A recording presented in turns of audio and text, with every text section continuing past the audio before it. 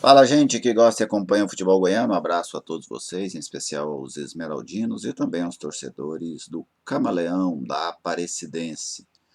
Hoje tem Aparecidense e Goiás no Estádio Olímpico. O futebol goiano passa, especialmente aqui na capital, né, por um momento de muitas reformas, muitas obras nos estádios, porque esse jogo naturalmente seria no Aníbal, mas a Aníbal está em reforma.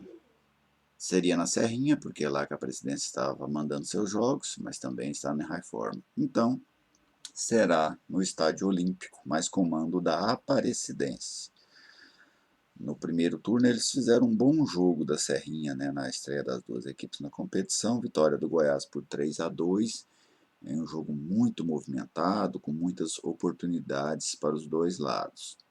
Agora, hoje, ele se encontra aí em uma realidade um pouco diferente.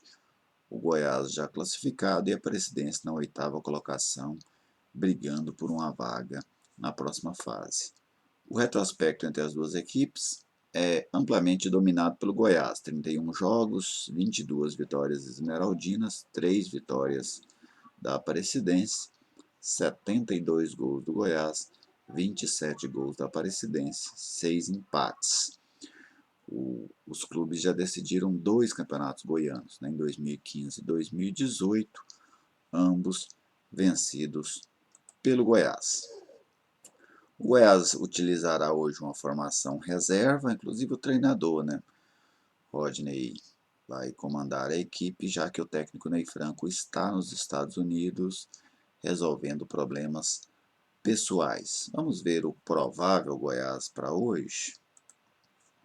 Rangel, Iago Rocha, Luiz Gustavo, Heron e Jefferson. Gilberto, que volta, né, recuperado de contusão. Ratinho, ali o trio de armação, Quevedo, Figueira e Mike. Na frente o Vinícius Lopes.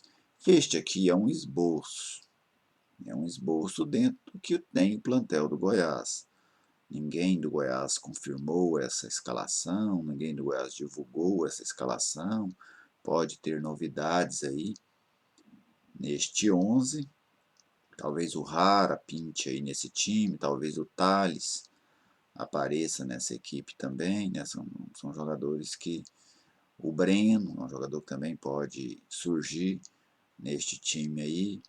Então são vários jogadores que podem pintar nessa equipe, que, como eu disse, é um esboço. Mas a tendência é que este esboço mantenha o mesmo padrão tático do time titular, porque foi assim em outros momentos.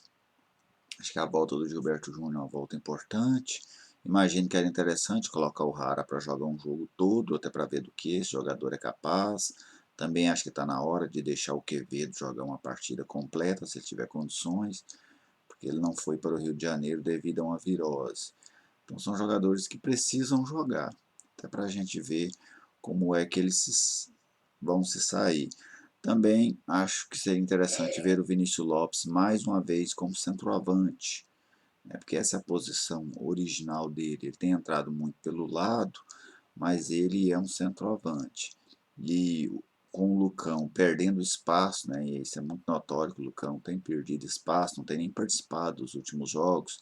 Contra o Iporá ele jogou porque foi uma equipe mista, uma equipe reserva. Mas nos jogos do time titular, o Lucão não tem mais participado.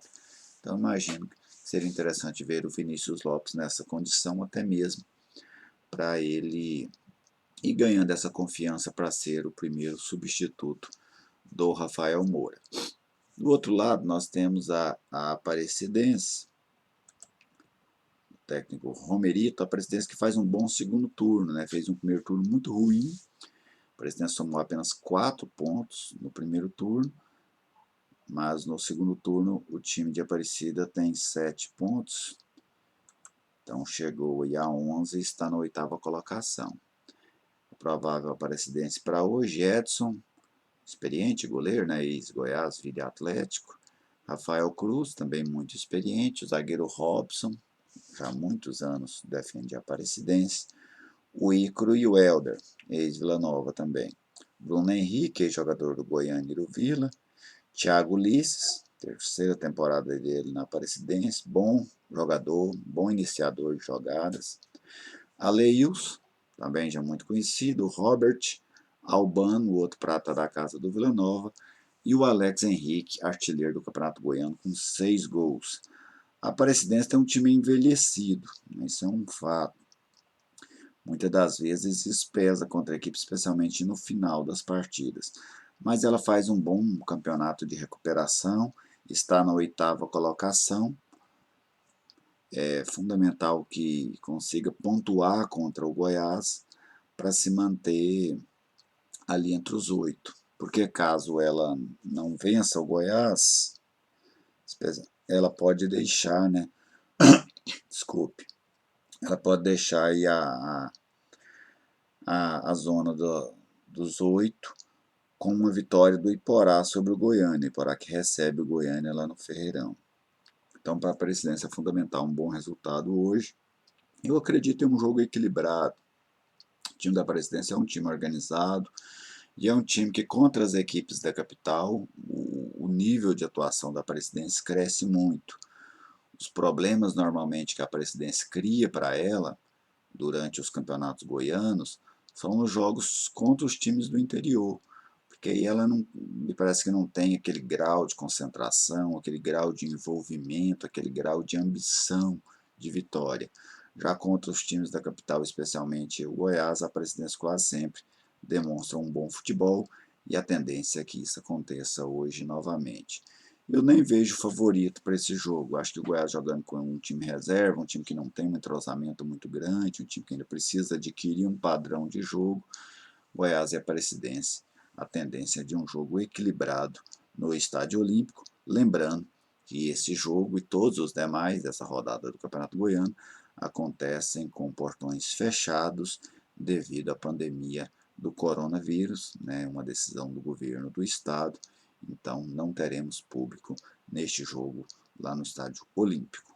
Beleza, gente? Um grande abraço a todos vocês. Fiquem à vontade aí para fazer os seus comentários, né, apresentar as suas impressões. E depois do jogo eu faço uma análise do que foi Aparecidense e Goiás. Até mais.